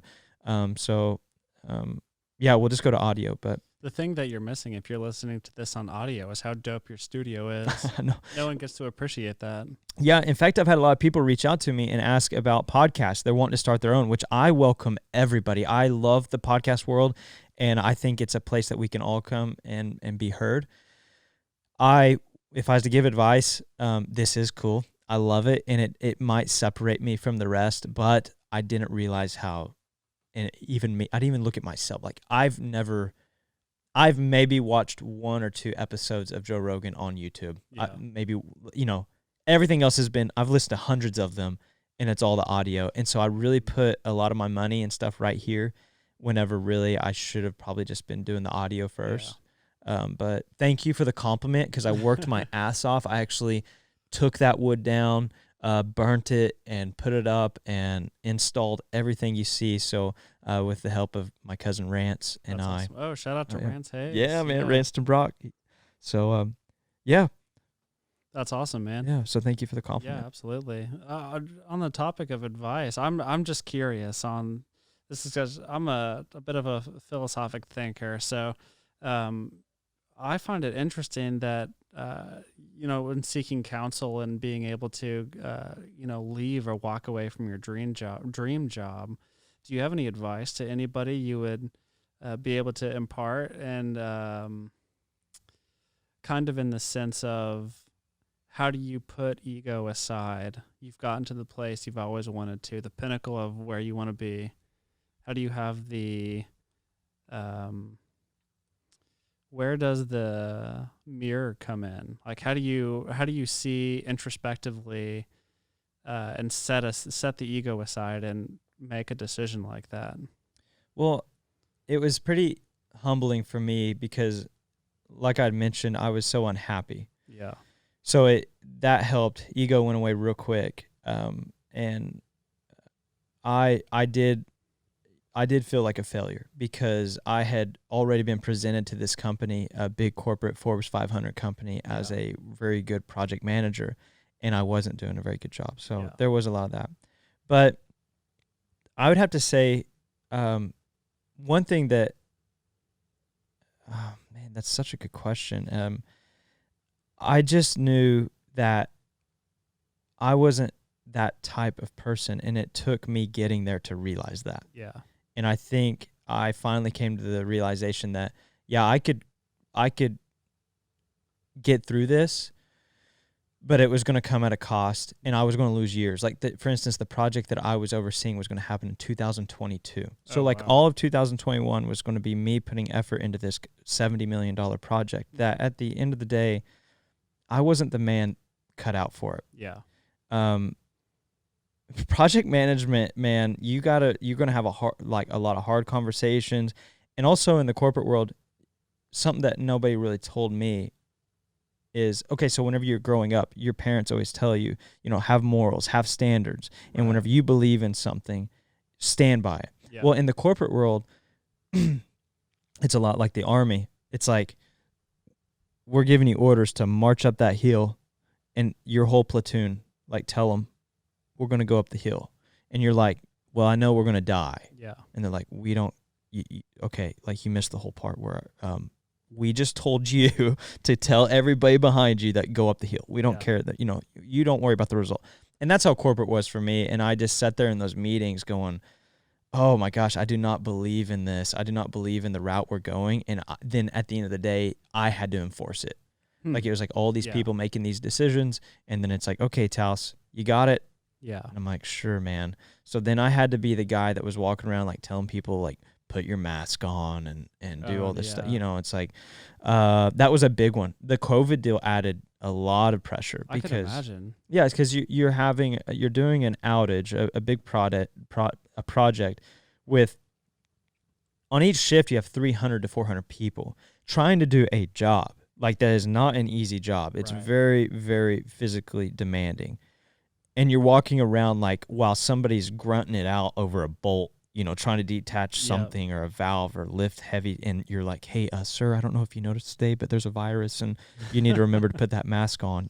It just wasn't me. Yeah. It wasn't me. And that's just one example, by the way. It's just, I am a people person. I care about people, which is very odd to use the mask deal, but like, because you would think like if you care about people, you'd want to put the mask on, but it's the morale. It killed the morale. It killed the whole thing. And then, whenever you're in the corporate setting, you're looking at pinch pennies, and those pennies come from people's wages and things like that. It's just, I wasn't cut out for it, and I realized it, and I was ready to move on, and it had to come. I mean, I went through some health issues, and then finally just like, you know what? I hated it because I felt like I gave up. But well, I mean, that's good. I mean, that's good advice, though. Like, if you're listening, like you're unhappy with where you are, you have the ability to change it. Like you create your own future. That's so true. Just because you're like, unsure of whether or not you should do something, like try and find that peace in your heart or in your gut. Like, is this the right decision or not? I think also we could go into parenting into this, just because I want to give a shout out to my dad especially and my mom, but I always had a place to go. So if that makes sense. And I always feel really, really bad for people that, they might not have a solid foundation to fall back on. And for me, my parents did a great job of like, you know what, you can always come home. Yeah. You always have a bed. They never made it out to be like I could just mooch off of them. They were never good like that. But like, if things ever get bad, you always got a place to go. And so at the end of the day, I was like, what's worse? I'll go home and I'll build some fence for my dad, So I'm very lucky to have that, and I'm very fortunate. I think that's if I was a parent, and I look forward to being one day, that will be my goal, is like, just so my kids know they are never, ever put in a corner. And if they're unhappy with somewhere, it's okay. They have a safe place to land to readjust. Yeah, absolutely. No, that's super important. I mean, like growing up, same for me, like my parents like gave me such a, despite all the turmoil that I went to, like they've been over backwards to really try and give me the tools that I needed to succeed in life, which I can't thank them enough for. We didn't have a ton of money, and I grew up with 4 siblings, so it was difficult to, the time could only go to so many different kids at one time, so growing up in a big family was, it was the best of times and the worst of times sometimes. But having that support system of the families, I couldn't be more grateful for that. So, yeah, I don't know what I'd do without them, because that was a big part of it. In those long talks with my dad before making the decision, because he knew, I spent 8 to 10 years of my life trying to get there, and I was about to just turn it down. And so we had some long talks, and that was the one thing that came out of it was, he's like, son, no matter what you decide, nobody's going to be able to take us away from you. You always got a place to come home to. You always got a place to get back on your feet. And so just do it. And it was really weighing on my heart. And I pulled the trigger. That's awesome. And what's crazy, and if you're listening to this, I just want to say, if you're in this position, and I don't know if you've been in the same position, Justin, but it always works out, dude. Like the minute I quit, the next day I had another job. I was so worried. I was so worried I wasn't going to find another job. It's middle of COVID. Things are slow. The next day I had a call. I think sometimes we build up in our mind something that is I don't know. I think we build it up to be something it's really not. And I was very scared. And then I got a job offer like the next day. Oh, that's just so serendipitous. Yeah. Yeah, and not planned at all. It was one phone call, called a buddy. I'm like, hey, I'm about to be unemployed. Like, do you got anything? And he's like, absolutely. And so I don't know, like I encourage people to don't ever feel stuck. You're not stuck. Yep. And get after it. They can't take your birthday away. Yeah, that's so true. Just get after it.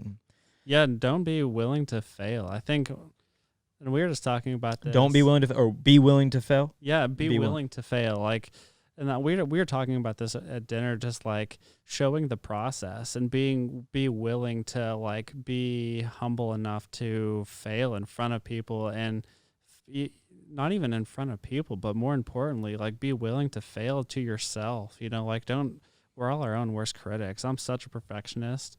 Like I spend so much time like trying to perfect like how I climb this route perfectly. I hate watching the final replays of the World Cups that I compete in, because I'm like, oh, if only I would have put my foot there, like I could have sent or whatever. And that just doesn't. I mean, it's good to like see your pitfalls. It kind of helps you hold up a mirror. Nonetheless, it's not good to dwell on it. Like if you dwell on your failure so much, you're not going to want to fail. And failure is how we grow. Growth is uncomfortable. Falling on the ground is uncomfortable, but you get up and you keep going. And so that's like one thing that I've really come to understand in life is that growth as a person is what we aspire to do, but growth is not comfortable. Just like we experience growing pains in our body, putting yourself in uncomfortable situations that are new for you is how you grow. So yeah, it's just kind of been my mantra lately. Well, life's interesting and it's not easy. It's not supposed to be, I don't think. I don't think so. Actually, I think it was a book I was reading. One of the quotes was this person, it was someone talking about another person. And I said, unfortunately, actually, this was the Queen's Gambit. I'm a big chess player, and people had always been asking me, if you watch the Queen's Gambit. Dude, it's a good show. It is good. Yeah. It was, her dad, I guess, was like a deadbeat. And he wasn't in the picture when she was little. And they were like, well, where's the father in the picture? And they said, oh, he was a victim of a burden-free life. And I thought that verbiage was so interesting. He was a victim of a burden-free life.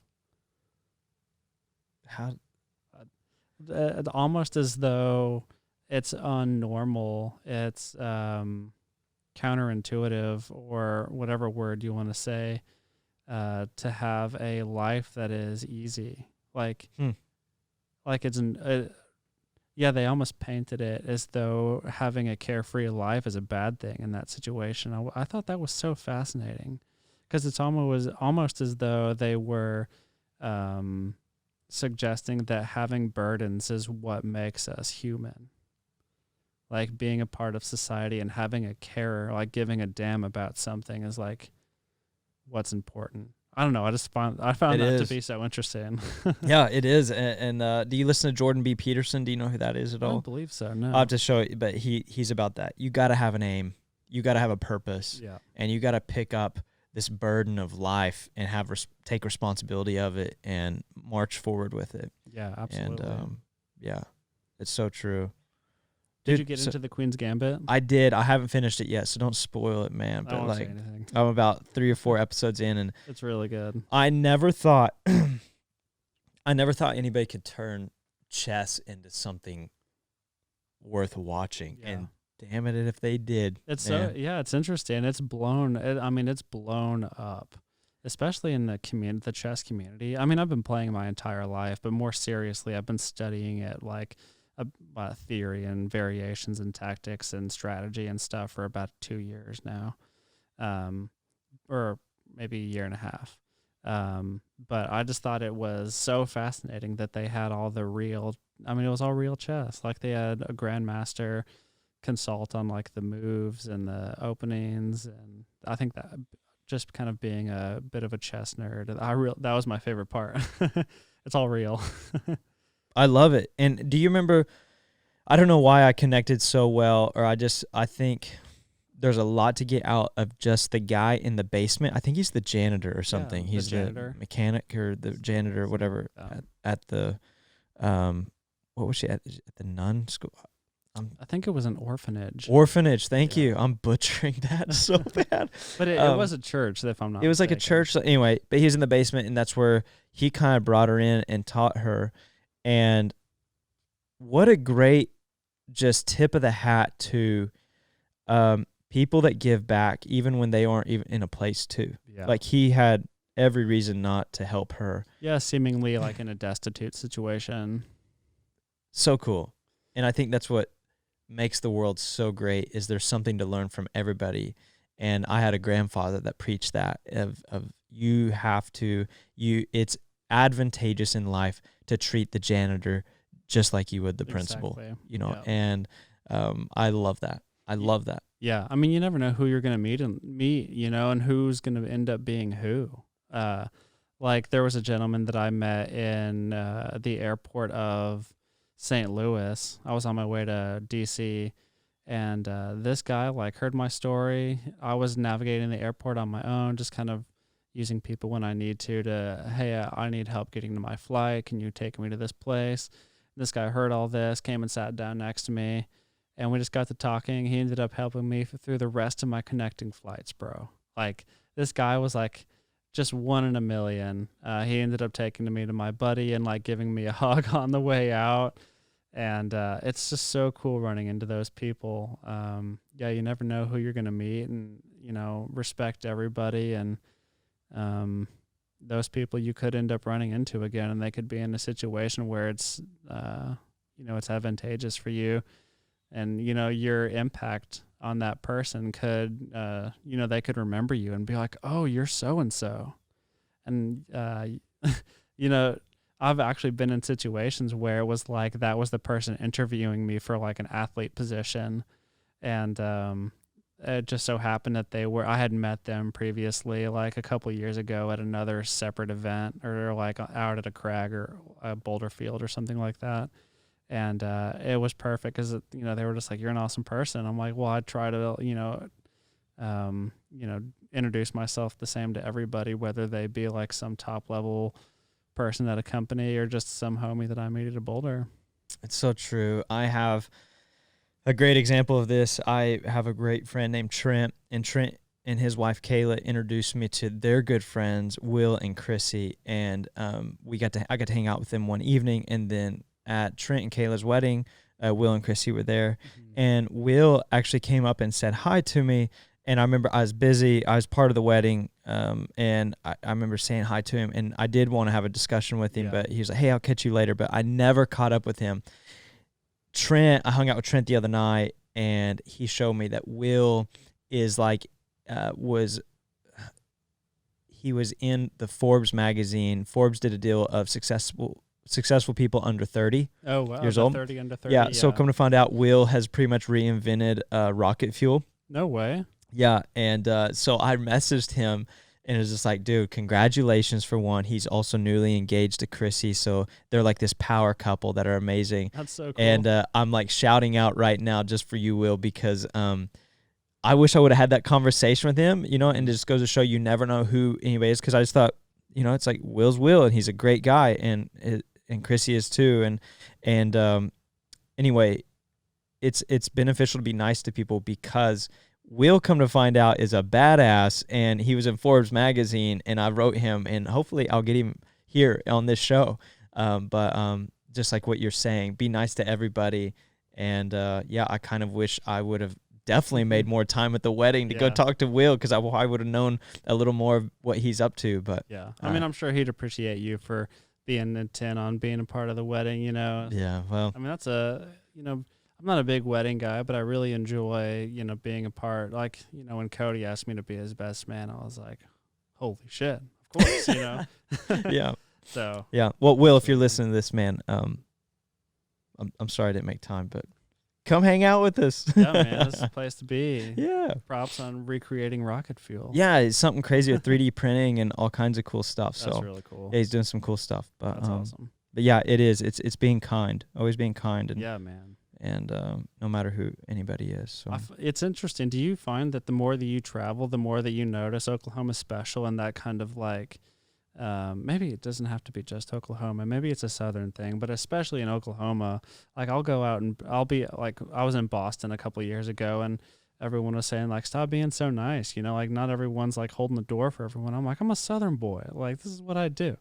And then I come home and everyone's just like, oh man, you know, like welcome home and good to see you, sir, and all these things. And I'm just like, yeah, Oklahoma's a special place for that. It's so interesting that you say this, because I'll be honest, the rodeo world and the cowboy world, I'd grown kind of bitter toward it. It was something that I loved that didn't really love me back in a way. And so in my later teens into college, I left the scene. And I traveled. I've seen a lot of places: Singapore, Thailand, Portugal, Spain, Ireland. Been quite a few places. And through those travels, I realized how special this place is. And let me tell you, if you're listening to this and this is like, if you think you got it bad around here, you think people are bad around here, like you need to get out and you need to travel. And I always say there's two types of people that appreciate the Southern culture. Those that this is the only world they've known, and those that have seen the world but come from here. And I am the latter. Like, I come from this. At one time, I thought I was better than this. I left. And then as you travel, you realize how special this place really is, and this culture, and how people really do care, and they look you in the eyes. And I've always said that if you were to be stuck anywhere for the holidays, like this would be it, because like for Christmas or Thanksgiving, I bet your odds of finding a family that would gladly take you in and share a dinner and make you feel welcome and loved and let you know that you're valuable, it'd be right around here. Oh yeah. So and that's what I hope to bring to this podcast. Is it's not about, you know, owning horses, having a ranch, running a farm, having a cowboy hat, nothing like that. It's more of the cowboy spirit, which is just good grit, love people, do what needs to be done, ride into the storm, get bucked off, get back on again type people. Absolutely. Yeah, I mean, I know a lot of the people that are probably watching this wouldn't have heard of me. I don't actually know. I've never really been in the rodeo community. I mean, I've grown up with it around me. Country music has always been on. You know, my grandparents were always kind of in that world, and I grew up actually kind of in the hood.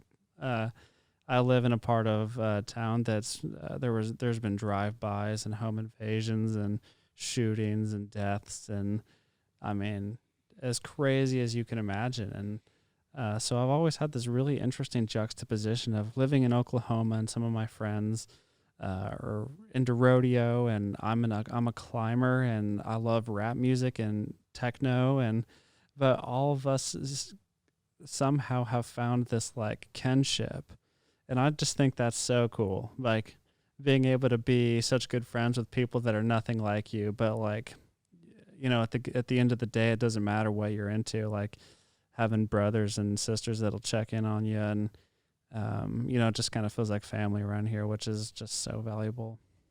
Well, that's what it's all about. And when I named the podcast, I was really thinking of it like just a brand, like Red Bull, Cardigan Cowboy. I didn't realize it was going to throw me into the cowboy Western world, which I'm happy, and that's where I come from, and I do have some connections there. But you're the perfect example, and kind of the first example on the show that, like, we're not just looking for people that own horses and have cowboy hats and things, although I love those people, and that's the people I come from. But we want to hear from other people that of different walks of life, and you're such a great example of that, and you've done so well. And I hope you walk away from this just knowing that you are inspiring, not only from being impaired visually, but also your hard work and the grit and the hard things that you've gone through. And the world is such a better place because you're here. And oh man, I appreciate you saying that. It means a lot. Yeah, so thank you for taking the time. And is there anything else you want to cover?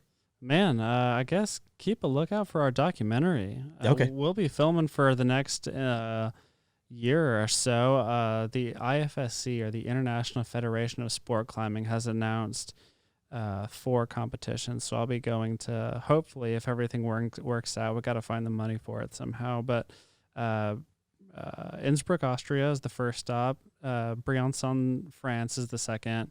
Then there's another one in the United States, and then we'll be going to Moscow, Russia for the World Championships. So we'll be traveling a lot, hopefully filming all that. I'll be in Vegas filming for hopefully being the first paraclimber to do V12. Who knows?